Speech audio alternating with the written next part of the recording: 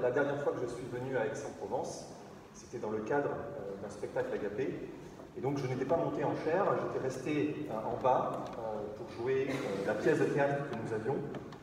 Et je ne me serais jamais attendu à me retrouver 4 ans plus tard ici, devant vous, comme quoi les plans de Dieu sont vraiment incroyables. Alors pour ce matin, j'aimerais partager avec vous une réflexion sur un passage qui se situe dans l'évangile de Luc, au chapitre 11, les versets 37 à 54. Tandis que Jésus parlait, un pharisien l'invite à déjeuner chez lui. Il entra et se mit à table.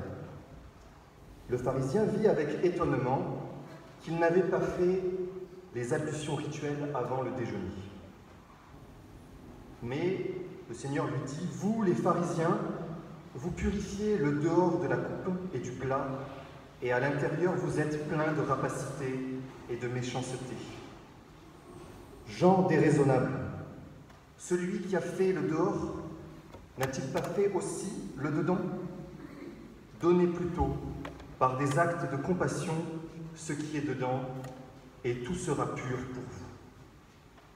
Mais quel malheur pour vous, les pharisiens, vous payez la dîme de la menthe de la rue et de toutes les plantes potagères, et vous négligez la justice et l'amour de Dieu. C'est cela qu'il fallait pratiquer, sans omettre le reste. Quel malheur pour vous, les pharisiens! Vous aimez avoir le premier siège dans les synagogues et être salués sur les places publiques. Quel malheur pour vous! Vous êtes comme les tombeaux que rien ne signale et sur lesquels on marche sans le savoir. Un des spécialistes de la loi s'écria « Maître, en nous disant cela, tu nous outrages, nous aussi. » Il répondit « Quel malheur pour vous aussi, spécialistes de la loi. Vous chargez les gens de charges difficiles à porter, et vous n'y touchez pas vous-même d'un doigt. Quel malheur pour vous! Vous construisez les tombeaux des prophètes, alors que ce sont vos pères qui les ont tués. Vous êtes donc témoins et vous approuvez les œuvres de vos pères, car eux, ils ont tué les prophètes, et vous, vous construisez. C'est pourquoi la sagesse de Dieu a dit « Je leur enverrai des prophètes et des apôtres.